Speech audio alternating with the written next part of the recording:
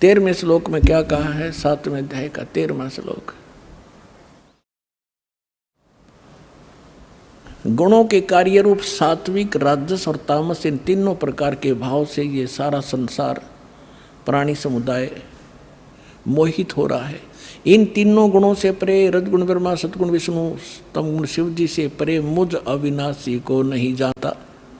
अब ये कहते हैं कि सभी इन ब्रह्मा विष्णु महेश तक की भक्ति में जकड़े पड़े हैं, इनसे ऊपर मैं हूँ ब्रह्म, ये मुझे भी ना जानते। देखिए 7वें अध्याय का 14वां श्लोक। क्योंकि यह अलौकिक अर्थात अति अद्भुत त्रिगुणमयी मेरी माया, रजगुण ब्रह्मा, सतगुण विष्णु, तमगुण शिव जी, बड़ी दुस्तर है, खतरनाक है। और जो पुरुष मुझको निरंतर भजते हैं, यानी ब्रह्म की साधना करते हैं ओम नाम का, वे इस माया का उल्लंघन कर जाते हैं। वो ब्रह्मा विष्णु महेश को ओवरलैप कर जाते हैं, जंप कर जाते हैं, इनसे अधिक राहत मिलती है उससे।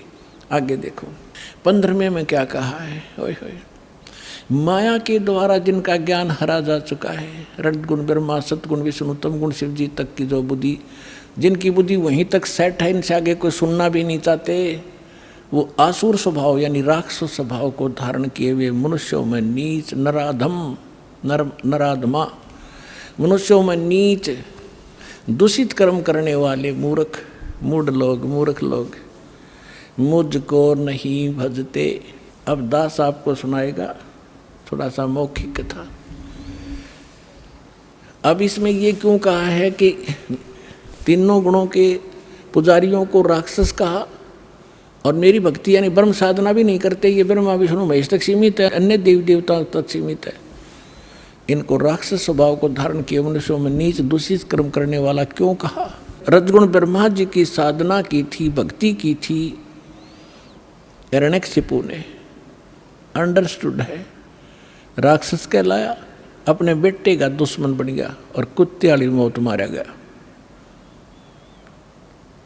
तमगुण शिव की भक्ति की थी रावण ने, और आपको पता उसकी कैसी गति हुई, राक्षस कहलाया। और एक भस्मागिरी नाम का शिव का पुजारी था, और उसने भगवान शिव के कैलाश पर्वत पे उनके गेट के सामने 12 वर्ष तक भक्ति करी, ऊपर न पैर नीचे न सिर, सिरासन पर। एक दिन पार्वती ने प्रार्थना की, आप तो महादेव हैं, समर्थ हैं, आपका पुजारी क्या मांगता है, दे दे इस बालक को। भगवान शिव ने कहा कि मांग भस्मागिरी, क्या मांगता है? भस्मागिरी ने कहा ऐसे नहीं, आप वचनबद्ध हो तब मांगू। भगवान शिव ने कहा कोई मांग ले, हो गया वचनबद्ध। तो उस भस्मागिरी ने कहा कि आप मुझे अपना भस्म कंडा दे दो। भगवान शिव के पास एक ऐसा कड़ा था जो हाथ में पैर के रखा करते, वो ऐसी सिद्धि युक्त कर रखा था कि जिसके सिर पर न्यू कर दे न्यू कह दे भस्म, वो मर जाता था, भस्म हो जाता था। और इस बात का ज्ञान था भस्मागिरी को। ये गिरी, पुरी, नागा, कनपाड़े नाथ, ये सारे के सारे 10 नामी ये शिव के पुजारी हैं, सन्यासी। तो भगवान शिव ने शौचालय जंगल में रहता है, अपने बचाव के लिए राक्षसों से लेता होगा, निकाल कर दे दिया भोलेनाथ ने। अब जो ही भस्मागिरी के हाथ में भस्म कड़ा आ गया, उसी समय आंख बदल गया, रहस्य न उठा का मार के, ले होले शंकर होशियार, तुझे मारूंगा, तुझे भस्म करूंगा और पार्वती को अपनी पत्नी बनाऊंगा। मैं इसी उद्देश्य से साधना कर रहा था। अपने आत्मा शंकर जी को मृत्युंजय, कालज्ञ, अविनाशी, सर्वेश्वर, सबका मालिक, अंतर्यामी, पता नहीं क्या क्या संज्ञा दिया करते। सूक्ष्म वेद में कहा है कि यदि ये इस अंतर्यामी थे, क्या उस दुष्ट के मन की नहीं जान सकते थे क्या बकवाद लेकर साधना कर रहा है?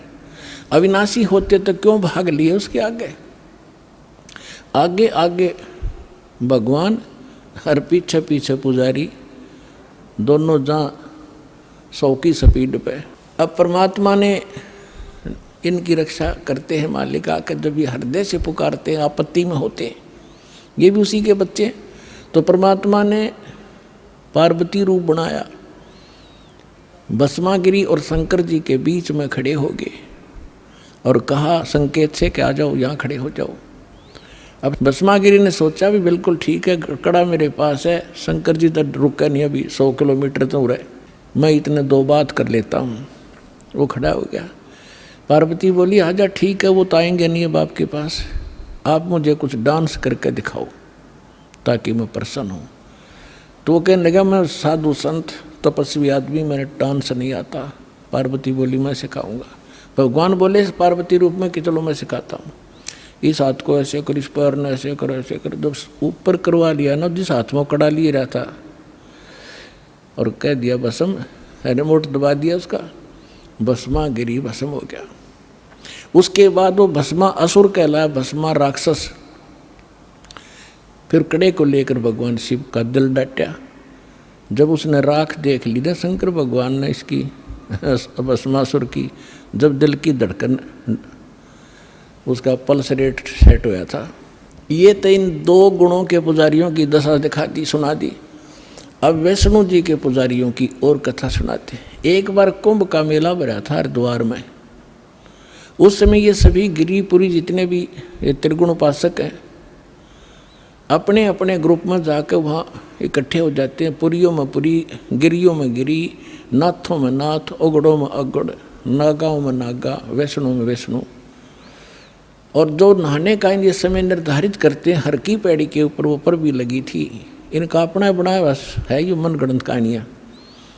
फिर भी उस अनुसार वो उस नहाने के लिए सबसे पहले नागा पहुँच गए हर की पैड़ी के ऊपर। पीछे तागे वैष्णो, जो विष्णु जी के उपासक सतोगुण के।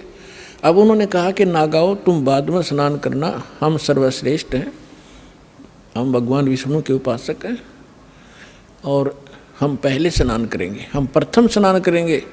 नागाओं ने कहा कि नहीं, हम सर्वश्रेष्ठ हैं, हम त्यागी और बैरागी हैं, हम वस्त्र तक नहीं रखते, हम सर्वश्रेष्ठ हैं, हम सबसे पहले स्नान करेंगे। वैष्णो साधुओं ने कहा कि तुम पशु की तरह नंगे फिरते हो, टट्टी के हाथ भी ना धोते, शर्ट फरडो राख लपेट रखी, तुम कहे कि शुद्ध हो, उत्तम हो, बाहर निकलो, हम प्रथम नहाएंगे।